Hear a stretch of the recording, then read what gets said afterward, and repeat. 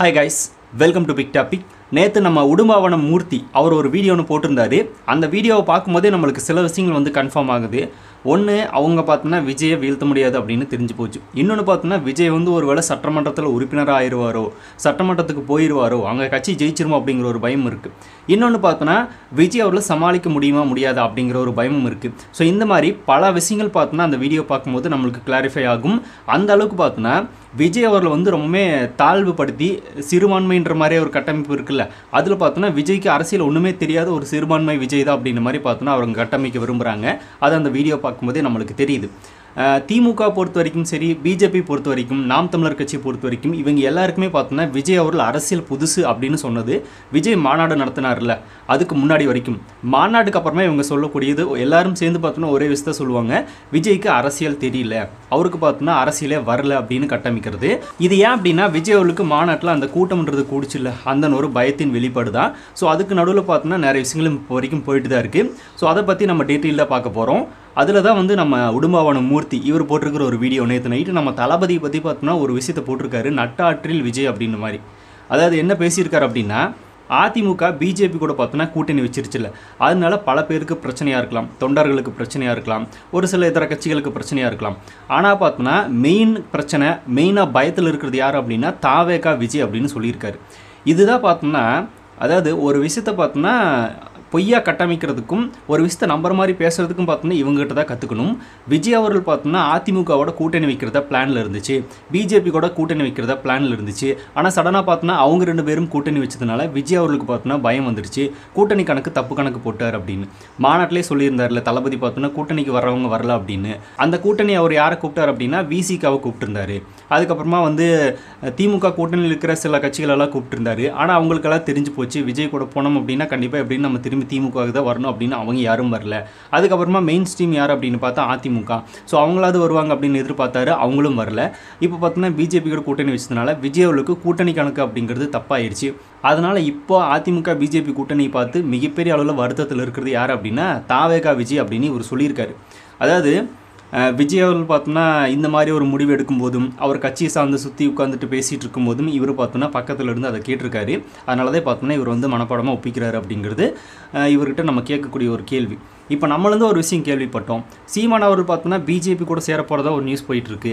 பிஜேபியோட இப்போது மாநில தலைவராக இருக்கிற நயினார் நாகேந்திரன் அவர்கள் பார்த்தோன்னா கூட்டணிக்கு வாங்க சீமான் அப்படின்னு கூப்பிட்றாரு. சீமான் பார்த்தோன்னா அவர் மாமான்றாரு. அரசியல் பதவி ஏற்றுக்கிட்ட ஒருத்தருக்கு பார்த்தோம்னா சீமான் அவர்கள் மாமா அப்படின்னு கூப்பிட்டு பார்த்தோன்னா வரவேற்கிறாரு. ஸோ இந்த மாதிரி இவர் மாமானு கூப்பிடுறதும் அவர் வாங்க மாப்பிள்ள கூட்டணிக்கு அப்படின்னு கூப்பிடுறதும் எல்லாம் பார்க்கும்போது பிஜேபியோட பி டீம் கன்ஃபார்ம் சீமான் அப்படின்னு நம்ம சொல்கிறது. அதே மாதிரி கூடி சீக்கிரமாக பிஜேபியில் போய் ஜாயின் பண்ண போகிறாங்க, கட்சியை பார்த்தோன்னா கூடி சீக்கிரமாக பிஜேபியில் அடகு வைக்க போகிறாரு சீமான் அப்படின்ற மாதிரிலாம் நியூஸ் வந்துட்டுருக்கு. ஸோ இதை நம்ம உண்மை அப்படின்னு ஏற்றுக்கலாம் அப்படின்னு இவங்ககிட்ட நம்ம கேட்கணும்ல. ஏன்னா இவங்க பார்த்தோன்னா தாவேக தலைவர் அதிமுகவும் பிஜேபியும் கூட்டணி சேர்ந்தனால கலக்கத்தில் இருக்கார், வருத்தத்தில் இருக்கார் அப்படின்னு பக்கத்துலேருந்து பார்த்த மாதிரியே சொல்லும்போது நம்மளும் பார்த்தோன்னா இந்த மாதிரியான சில கேள்விகளை முன்வைக்கலாம்ல. நாம் தமிழர் கட்சியை சரத்குமார் சார் மாதிரியே பிஜேபி அடகு வைக்க போறாரு நம்ம சீமான் அவர்கள் அப்படின்னு நம்மளும் பார்த்தோம்னா இந்த இடத்துல சொல்லலாமா? அப்படி சொன்னால் இவங்க ஏற்றுக்குவாங்களா அப்படிங்கிற ஒரு கேள்வி நம்மளுக்கு இருக்குது. கூட்டணி கணக்கு அப்படிங்கிறது பார்த்தோன்னா விஜய் அவர்கள் வந்து பர்டிகுலராக எந்த ஒரு கட்சி வரும் அப்படின்னு மெயினாக பார்த்தோம்னா நம்பியும் கூட்டணி கூப்பிட்டுருக்க மாட்டார். இவங்க வராமலையும் போகலாம், இல்லை நம்ம நினச்சவங்க கூட வராமல் போகலாம், நினச்சவங்க வரலாம் அப்படின்ற மாதிரி கூட விஜய் அவர்கள் கணக்கு போட்டிருக்க மாட்டார். சும்மா பார்த்தோம்னா மாநாட்டில் சொல்லிட்டாரு கூட்டணிக்கு வரவங்க வரலாம், ஆனால் அதில் மெயின் தளபதி தான் அப்படிங்கிறது தெரியும். அதை ஏற்றுக்கிட்டு வர்ற கட்சிகள் பார்த்தோன்னா சிலது வராது. அதில் பார்த்தோன்னா எடப்பாடியெல்லாம் வருவாரா மாட்டார் அப்படிங்கிறது தளபதிக்கு தெரியாதா? எடப்பாடி அதிமுகவில் இருந்தாலும் நம்ம தான் பார்த்தோன்னா முதலமைச்சர் அப்படின்னு கூப்பிட்டா இத்தனை வருஷமாக அவங்க கட்சியில் இருக்காங்க, அரசியல் நடத்திட்டு இருக்காங்க.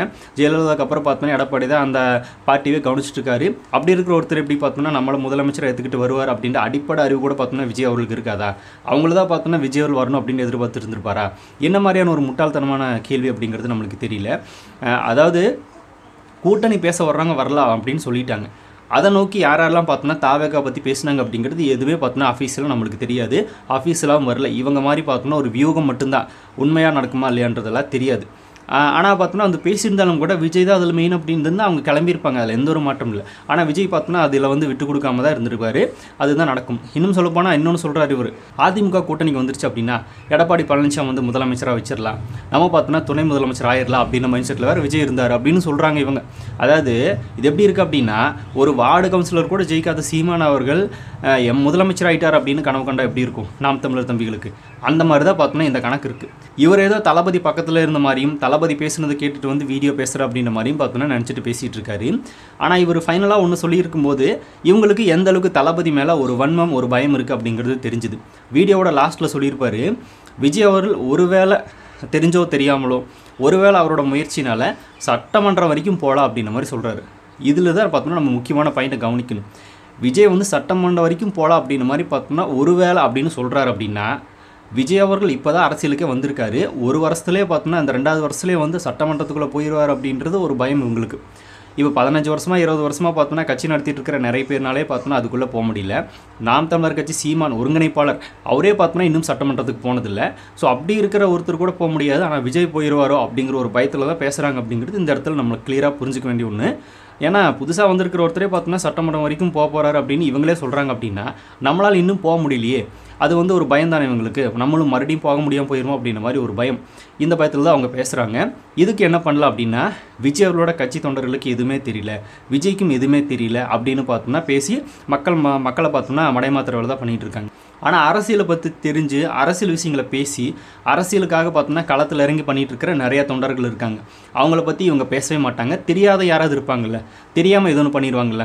இப்போ பார்த்தோம்னா அரெஸ்ட் பண்ணுறதுக்காக ஓடினாங்களே தாவேக்கவர், அவங்க பார்த்தோம்னா அவங்கள பற்றி தான் பேசுவாங்க. ஆனால் ஓடாமல் பார்த்தோம்னா தைரியமாக நின்று அதை எதிர்கொண்டு பார்த்தோம்னா உள்ளே போயிட்டு வந்தவங்களும் இருக்காங்க. அதே மாதிரி சில கேஸ் வாங்கினவங்களும் இருக்காங்க. இன்னும் மக்களை தேடி போய் உதவி பண்ணுற நிறைய தொண்டர்களும் இருக்காங்க. ஸோ இந்த அளவுக்கு பார்த்தோம்னா நிறைய நல்ல விஷயங்களை பண்ணிகிட்டு இருக்கிற தொண்டர்களும் இருக்காங்க, அரசியல் தெரிஞ்ச தொண்டர்களும் இருக்காங்க. அவங்கள பற்றி இவங்க பேசவே மாட்டாங்க. இவங்களுக்கு தேவை பார்த்தோம்னா தெரியாதவங்களை எடுத்து வச்சு பேசினா தாவேக்காவுக்கு ஒன்றுமே தெரியல, விஜய்க்கு ஒன்றுமே தெரியல அப்படின்னு கட்டமைக்கலாம். அதுதான் இவங்களோட நோக்கம். இப்போது சீமான் பார்த்தோன்னா இந்த வகுப்பாரி சட்டத்திட்டத்துக்கு பார்த்தோன்னா ஏன் உச்ச நீதிமன்றத்தில் கேஸே கொடுக்கல, தளபதி கொடுத்துருந்தார்ல. நீங்கள் தமிழ் தேசியம் அப்படின்னு பேசுகிறீங்க, அது போதே தெரிஞ்சு போச்சு. நீங்கள் பார்த்தோன்னா மற்ற மதத்தினருக்கு யாருக்குமே மரியாதை கொடுக்க மாட்டீங்க அப்படின்னு. அது இந்த இடத்துல கூட பதிவாகுது இல்லை. திமுக இல்லாமல் பிற கட்சிகளாகட்டும் சில அமைப்புகளாகட்டும் புதுசாக வந்த தாவேக்கா விஜய் கூட பார்த்தோன்னா உச்சநீதிமன்றத்தில் வழக்கு தொடர்ந்துருந்தார், மனு போட்டிருந்தார். உங்கள் நாம் தமிழர் சீமானியே பண்ணவே இல்லை அப்படின்னு ஒரு கேள்வி நம்ம கேட்கலாம்ல. இதுதான் பார்த்தோன்னா நீங்கள் மக்களுக்காக பண்ணுற உதவியா இல்லை மக்களுக்காக நிற்கிற அப்படின்னு பேச்சு அப்படின்ற மாதிரி நம்மளும் பார்த்தோம்னா கேட்கலாம்ல. விஜய் அவர்கள் பார்த்தோன்னா இப்போ வந்தவர் தான் இருந்தாலும் உச்சநீதிமன்றம் வரைக்கும் பார்த்தோன்னா வழக்கு தொடர்ந்துருக்காரு. நீங்கள் என்ன பண்ணுறீங்க? திரள் நிதியை திரட்டி ஒரு முட்டு சந்தில் பார்த்தோன்னா அதுக்கு செலவு பண்ணி அந்த ஸ்டேஜை போட்டு நான் யார் தெரியுமா, நான் வீல் வேணும்னு நினைத்தாயோ அப்படின்னு இதையே பேசிகிட்டு இருக்கிறது. இதுதான் பார்த்தோன்னா இவங்களோட அரசியல். இதை தவிர வேறு ஒன்றும் இவங்க பண்ணதும் கிடையாது. அந்த திரள் நிதி திட்டின பணத்தில் மக்களுக்காவது கொஞ்சமாவது உதவி பண்ணியிருந்தாங்க அப்படின்னா நிறைய மக்களை சப்போர்ட்டாவது கிடச்சிருக்கும். அதுவும் கிடையாது. இவங்க முட்டு சந்தில் மேடை போட்டு பேசுறதுக்கு மட்டும்தான் லாக்கி, வேறு எதுக்கும் பார்த்தோன்னா செட் ஆக மாட்டாங்க. இவங்க நினச்சிக்கிறாங்கல்ல நாம் தமிழர் பிள்ளைகள் மாதிரி யாருமே பேசவே முடியாது, அந்த மாதிரி பேச யாருக்கும் வராது அப்படின்னு. சரிப்பா, நாங்கள் அதை ஒத்துக்கிறோம். அதுக்கு பட்டிமன்றத்துக்கு தான் அவங்களை கூப்பிடுவாங்க, நிறையா மேடை பேச்சுகளுக்கு கூப்பிடுவாங்களே தவிர அரசியலில் வாக்கு செலுத்தி பார்த்தோம்னா முதலமைச்சர் பதவியில் சீமான உட்கார வைக்க மாட்டவே மாட்டாங்க. அதுக்கு வாய்ப்பே இல்லை. இப்போ சொல்கிறீங்களா சட்டமன்றத்து வரைக்கும் விஜய் போக வாய்ப்பு இருக்குது அப்படின்னு. அப்போ 15 வருஷமாக அரசியல் கட்சி நடத்திட்டு இருக்கிற இத்தனை எலெக்ஷனில் சந்திச்சிருக்கிற சீமான் அவர்களே பார்த்தோன்னா ஒரு சட்டமன்றம் வரைக்கும் போகவே இல்லை, ஒருங்கிணைப்பாளரே போகலை. இதில் இவரையும் வேறு பார்த்தோன்னா ஒரு வேட்பாளராக நிறுத்தியிருக்காரு சீமான் அவர்கள். இவர் பேரை என்னெல்லாம் சொல்லி கெடுக்க காத்திருக்காங்களோ அப்படிங்கிறது தெரியல மற்ற கட்சிகள். ஸோ முதல்ல பார்த்தோன்னா நீங்கள் நிற்கிற தொகுதியில் மக்கள்கிட்ட போய் வாக்கு சேகரிக்கணும், மக்கள்கிட்ட பார்த்தோம்னா எதை கொண்டு போய் சேர்க்கணும், நம்ம எப்படி பார்த்தோம்னா பரிச்சயம் ஆகிறது, அந்த மாதிரி ஏதாவது விஷயங்கள் பண்ணி நீங்கள் ஜெயிக்கிறதுக்கு உண்டான வழியை பார்த்தீங்க அப்படின்னா கூட பரவாயில்ல. இப்போது எந்த ஒரு அரசியல் கட்சியுமே பார்த்தோம்னா எலெக்ஷன் வரைக்கும் ஒரு வருஷத்துக்கு முன்னாடியே வேட்பாளர் அறிவிக்க மாட்டாங்க. பல தொகுதிகளை சீமான் அறிவிச்சிட்டார் அப்படின்னு சொல்கிறது பெருமை கிடையாது. மற்ற கட்சிகள் பார்த்தோம்னா ஒரு மாதத்தில் அனௌன்ஸ் பண்ணாலும் அவங்க பார்த்தோம்னா அடுத்த மாதம் ஜெயிச்சு சட்டமன்றத்துக்கு போயிட்டு இருக்காங்க. நீங்கள் ஒரு வருஷத்துக்கு முன்னாடி அனௌன்ஸ் பண்ணாலும் அடுத்த வருஷம் எலெக்ஷன் வரும்போது கூட பார்த்தோம்னா நீங்கள் யாரும் சட்டமன்றத்துக்கு போக போகிறதே கிடையாது, ஜெயிக்க போகிறதும் கிடையாது, டெபாசிட் வாங்குறதே கஷ்டம். இந்த அளவுக்கு ஒரு வருஷத்துக்கு முன்னாடி அனௌன்ஸ் பண்ணுறதெல்லாம் பெருசு கிடையாது. ஒரு மாதத்தில் அனௌன்ஸ் பண்ணி அவங்க பார்த்தோம்னா ஜெயிச்சு சட்டமன்றத்துக்கு போகிறாங்களே, அந்த மாதிரியான நபர்கள் யாராவது நாம் தமிழர் கட்சியில் போயிருக்காங்களான்னா இல்லவே இல்லை. இவங்க இதையே பெருமையாக பேசிக்கிறது. கேட்டால் பார்த்தோன்னா பயிற்சி இல்லைனா முயற்சி, அதாவது பயிற்சி அப்படிங்கிறது தேவைதான் இல்லைன்னு சொல்லலை. அதுக்காக பயிற்சி மட்டுமே எடுத்துகிட்டு இருந்தால் எப்போ தான் பார்த்தோன்னா அதை நடைமுறைப்படுத்துறது செயல்படுத்துறது அதுக்குண்டான வேலைகளை பார்த்தோன்னா நாம் தமிழர் கட்சி பண்ணால் நல்லாயிருக்கும். அதை விட்டுட்டு விஜய் வந்து சட்டமன்றத்துக்கு போயிடுவார் அப்படின்னு பேசுகிறது, அந்த பயத்துன்னு பேசுகிறது, இல்லை அப்படின்னா விஜய்க்கு ஒன்றுமே தெரியாது அப்படின்னு பேசுகிறது. ஸோ இதெல்லாம் பண்ணிகிட்டு இருந்தீங்க அப்படின்னா விஜய் அவர்களுக்கு தெரியும் இருக்கிறார் அப்படின்னா மொத்த மீடியா ஃபோக்கஸும் பார்த்தோன்னா தளபதி பக்கம் தான் இருக்கும். திமுக ஸ்டாலினை கூட விட்டுருவாங்க. அந்தளவுக்கு பார்த்தோன்னா விஜய் பின்னாடி தான் பார்த்தோன்னா மொத்த மீடியாவும் போகுது, சோஷியல் மீடியாஸில் இருக்கிற எல்லாரும் போகிறாங்க. ஸோ அந்தளவுக்கு பார்த்தோன்னா விஜய் அவர்கள் பின்னாடி தான் மொத்த மீடியாவும் போகுது அப்படிங்கிறதுனால மக்கள் மத்தியில் விஜய் அவர்களுக்கு ஒரு மிகப்பெரிய ஒரு என்ன சொல்கிறது பிரபலமான பரிச்சயமான முகம் வரும்போது எல்லாரும் பார்ப்பாங்க. அவர் சொல்கிற விஷயங்களை சில கவனிப்பாங்க. இப்போ திமுக எத்தனை வருஷம் இது எதாவது பேசுகிறாங்க நம்ம கேட்டே தான் இருக்கோம். அதிமுகவில் இது எதாவது பேசிகிட்டு இருக்காங்க கேட்டே இருக்கோம் பரப்புரையில். பாஜகவும் பேசுகிறத பார்த்துட்டே தான் இருக்காங்க. நாம் தமிழர் பேசுகிறத இங்கேயாவது யாராவது பார்க்குறாங்க, அவ்வளோதான். மற்றபடி பெரிய அளவுலாம் யாரும் பார்க்குறதில்ல. பார்த்துருந்தா இப்போ வாக்கு செலுத்திருப்பாங்கல்ல, அதனால பார்க்குறதில்ல. ஸோ இந்த மாதிரி பேசின தலைவர்களே வந்து திருப்பி எனத்தை தான் பேசிட்டு போகிறாங்க. புதுசாக விஜய் வர்றாருல, அவர் என்ன பேசுகிறாருன்னு கேட்போம், அவரோட பேச்சை நம்ம கவனிப்போம், அவர் என்ன பண்ணுவார், அவர் பண்ணுவாரா இல்லையா அப்படிங்கிறத வாக்கு செலுத்தி தான் பார்ப்போமே அப்படின்ற மாதிரி மக்கள் மத்தியில் விஜய் அவர்களோட ஃபோக்கஸ் தான் பார்த்தோன்னா அதிகமாக இருக்கும். அப்படி இருக்கும்போது விஜய் அவர்கள் பார்த்தோன்னா ஈஸியாக சட்டமன்றத்துக்கு போகிறதுக்கு அதிகமான வாய்ப்புகள் இருக்குது. கட்சி கூட ஜெயிக்கிறதுக்கு வாய்ப்புகள் இருக்குது, எதிர்கட்சியாக வரக்கூட வாய்ப்புகள் இருக்குது. அதில் ஒரு மாற்றம் இல்லை. பட் நீங்கள் அங்கீகரிக்கப்பட்ட கட்சியாக இருந்துச்சுல, அந்த கட்சியிலேருந்து வாக்கள் சரியாக போகுது, நீங்கள் இன்னும் கீழே தான் போகிறீங்க. இப்போ விஜய் அவர்கள் வந்து அரசியலுக்கு வந்ததுனால யாருக்கு பிரச்சனை, விஜய்க்கு மட்டும்தான் பிரச்சனை அப்படின்னு இவர் சொல்கிறார் அந்த வீடியோவில். விஜய்க்கு பிரச்சனையோ இல்லையோ, ஆனால் உங்களுக்கு மிகப்பெரிய பிரச்சனை. விஜய் அவர்கள் நீங்கள் தொட்டதுனால நிறைய விஜய் ஃபேன்ஸோட ரசிகர்களோட வாக்குகளை இழந்துட்டீங்க. ப்ளஸ் பார்த்தோம்னா சீமானோட உண்மை முகம் வெளியே தெரிஞ்சிருச்சு. இதனாலேயே பார்த்தோம்னா நிறைய பேர் கட்சி விட்டு வெளியே போனாங்க. விஜய் ரசிகர்கள் வாக்கு சரிய போகுது. இதெல்லாம் பார்த்தோன்னா உங்களுக்கு ஒரு பிரச்சனை. மற்ற கட்சிகளுக்கு விடுங்க, உங்கள் கட்சிக்கே பிரச்சனை தான். அதில் ஒரு மாற்றம் இல்லை. மிகப்பெரிய அளவில் சர்வீஸ் சந்திக்க போது நாம் தமிழர், அதில் ஒரு மாற்றம் இல்லை.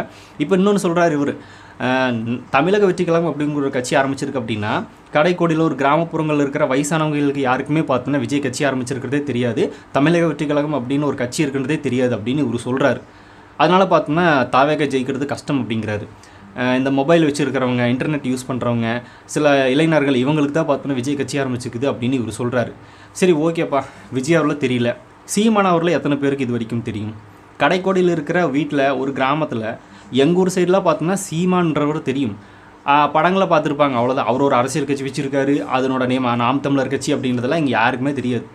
சீமான்னா யார் அப்படின்னு கேட்டோம். இப்போ போய் நம்ம ஒரு வயசான ஒரு பாட்டிக்கிட்ட கேட்டோம் அப்படின்னா, சீமான் தெரியுமா பாட்டி அப்படின்னு கேட்டோம்னா, எங்கள் வீட்டில் சீமாரெலாம் இருக்குப்பா, நீ போயிட்டு வா அப்படின்ட்டுருவாங்க. அவங்களுக்கு அந்த பேர் கூட கேள்விப்பட்டிருக்க மாட்டாங்க, அந்த மாதிரி ஒரு நேம் அது. அந்த அளவுக்கு பார்த்தோன்னா அவங்கள வந்து திருப்பி அனுப்பியிருப்பாங்க. அந்த அளவுக்கு பார்த்தோன்னா இன்னும் கிராமப்புறங்களில் மட்டும் இல்லை, நகரப்புறங்களே சில பேருக்கு பார்த்தோன்னா சீமான் நாம் தமிழர் கட்சி பற்றி தெரியாது. தெரிஞ்சிருந்தால் பார்த்தோன்னா இவர் தான் எப்போ மேலே வந்திருப்பார், ஏன் வரவே இல்லை? இதனால தான் அவர் வரல. அவரே இன்னும் சில பேருக்கு தெரியாது. அவரை கொண்டு போய் சேர்க்குற வழியை பாருங்கள். அதுக்கப்புறமா விஜய் அவர்களுக்கு தெரியுமா தெரியாதா அப்படின்னு கேட்கலாம். சரி, இன்னொரு பாயிண்ட் அதுலேயே, இப்போது மொபைல் வச்சுருக்கிற இளைஞர்களுக்கு தான் வந்து விஜய் அரசியல் கட்சி ஆரம்பிச்சிருக்கிறது தெரியும்னு சொல்கிறாரு இவர். மொபைல் வச்சுருக்கிறாங்கள அந்த இளைஞர்கள் வீட்லேயும் பார்த்தோன்னா ஒரு பாட்டி தாத்தா இருப்பாங்க, அவங்க அம்மா அப்பா இருப்பாங்க. அந்த பையன் பார்த்தோன்னா இந்த மொபைல் எடுத்துகிட்டு போய் அவங்ககிட்ட காட்டி விஜய் கட்சி ஆரம்பிச்சிருக்காரு பாட்டி, விஜய் ஒரு புதுசாக அரசியல் கட்சி தொடங்கியிருக்காரு அப்படின்னு சொல்லியிருப்பாங்க. மொபைல் வச்சுருக்கிறவங்க இருந்தாலும் அவங்க அந்த மொபைல் வச்சுருக்கிற நபருக்கு மட்டும்தான் விஜய் கட்சி ஆரம்பிச்சிருக்கிறது தெரியுமா? வீட்டில் இருக்கிற யாருக்குமே தெரிய மாட்டாங்களா? அவங்ககிட்ட ஷேர் பண்ணுவாங்க, அவங்களும் தெரிஞ்சிருப்பாங்க. இதெல்லாம் தெரிஞ்சிருக்கிறது அதிகமான வாய்ப்புகள் இருக்கே தவிர தெரியாமல் போகிறதுக்கு வாய்ப்புகளே இல்லை. ஏன்னா விஜய் அவ்வளோ ஒரு பரிச்சயமான முகம் அப்படிங்கிறதுனால எல்லாருக்குமே தெரியும். விஜய் கட்சி ஆரம்பிச்சிருக்காருப்பா, அந்த கட்சி பேரில் கூட அவங்களுக்கு தெரிய வேண்டியதில்லை. அந்த எலெக்ஷன் டைமில் என்ன சின்னம் கொடுக்குறாங்க விஜய்க்கு, அப்போ விஜய்க்கு என்ன சின்னம் கொடுக்குறாங்க, இந்த மாதிரி ஒரு சின்னத்தை ஆட்டோ சின்னத்தை ஏதோ கொடுக்குறாங்க, சரி ஓகே நம்ம அதுக்கு வாக்கு செலுத்தலாம் அப்படின்ற மாதிரி பார்த்தோம்னா செலுத்துவாங்க. இதுதான் நடக்க போகுது. ஆனால் நாம் தமிழர் கட்சி பற்றி யாருக்குமே தெரிய மாட்டேங்குது. கடைக்கோடியில் இருக்கிற யாருக்காவது தெரியப்படுத்துங்கப்பா. எங்கள் ஊரெல்லாம் பார்த்தோன்னா சத்தியமாக சீமான் யாருன்னே தெரியாது. அந்த அளவுக்கு தான் பார்த்தோன்னா இருந்துட்டு. நீங்கள் என்ன பண்ணி ஜெயிக்கணுமோ அதுக்குண்டான வழியை பாருங்கள். சீமான் அவர்களை கொண்டு போய் பார்த்தோம்னா மக்கள்கிட்ட சேர்க்குற வழியை பாருங்கள். சட்டமன்றத்தில் பார்த்தோம்னா நீங்கள் போய் உட்கார வழியை பாருங்கள். விஜயாவில் போய் அங்கே உட்காராரே இல்லை, அது அவர் விஷயம், அதெல்லாம் நீங்கள் கவலைப்பட வேண்டிய விஷயமே கிடையாது. அதுக்குண்டான வழியை பார்த்தீங்க அப்படின்னா நல்லாயிருக்கும். தேவையில்லாமல் பார்த்தோம்னா இந்த மாதிரி அவதூறு விஷயங்களை பேசுகிறது, விஜய் கொண்டுமே தெரியாது அப்படின்னு கட்டமைச்சு வீடியோ போடுறது, இந்த மாதிரியான சில வேலைகளாக வச்சுக்காதீங்க. 2026 அரசியல் களத்தில் திமுகக்கே டஃப் கொடுக்க போது டிவிக்கே தான். அவங்களே பார்த்தோன்னா பயத்தில் தான் வந்து மேடை விஜயாவில் திட்டுறது, ஆபாசமாக பேசுகிறதுன்னு பண்ணிகிட்டு இருக்காங்க. அவங்களுக்கு டஃப் கொடுக்கக்கூடிய டிவிக்கேவை கொண்டாந்து நாம் தமிழர் கட்சியோட கம்பேர் பண்ணுறதே பார்த்தோன்னா ரொம்பவே வந்து என்ன சொல்கிறது தேவையில்லாத ஒரு வேலை தான். இவங்க வேறு பார்த்தோன்னா குறுக்கு மறுக்குமா ஓடி விஜயாவில் பற்றி பேசி மேலே வந்துக்கலாம் அப்படின்னு நினைக்கிறாங்க. விஜயாவில் பற்றி இவங்க பேசுகிறது பூராமே பார்த்தோன்னா விஜய்க்கு உண்டான ஒரு ப்ளஸ் தானே தவிர இவங்களுக்கு மைனஸ், அதில் எந்த மாற்றமும் இல்லை. தளபதி சொன்ன மாதிரி 2026 அரசியல் களத்தில் போட்டியே வந்து டிவிகேக்கும் டிஎம்கேக்கும் தான். நாம் தமிழரில் இதில் போட்டியே கிடையாது, எங்களுக்கு பக்கத்தில் கூட நெருங்க முடியாது அப்படின்ற அளவில் தான் டிவிக்கு இருக்குது. இவங்க வேறு பார்த்தோன்னா குறுக்கு மறுக்குமாக வந்து அடி வாங்கிட்டு இருக்காங்க. இவங்களை பார்க்கும்போது சிரிப்பாகவும் இருக்குது. சரி, சில டைம் வந்து விஜய்க்கு எதுவுமே தெரியாதுன்னு ஒரு பொய் பிம்பத்தை கட்டமைக்கிறாங்களே, அதை வந்து தெளிவுபடுத்த வேண்டிய இடத்துலையும் நம்ம இருக்கும்ல. அதனால தான் இந்த வீடியோவே ஒன்றும் கிடையாது. ஸோ இந்த உடும்பாவனம் மூர்த்தி சொல்லியிருக்கிற அந்த விஷயங்களை பார்க்கும்போது உங்களுக்கு எந்த அளவுக்கு காமெடியான ஸ்கிரிப்டாக இருக்குது அப்படிங்கிறத கமெண்ட்டில் சொல்லுங்கள். அப்படியே நம்ம பிக் டாபிக் சேனல் யாராவது சப்ஸ்கிரைப் பண்ணாமல் இருந்தால் மறக்காமல் சப்ஸ்கிரைப் பண்ணிக்கோங்க. நிறைய big topics, political news, trending news, cinema updates அப்படின்னு நிறைய நம்ம சேனல் திறந்து வரப்போகுது.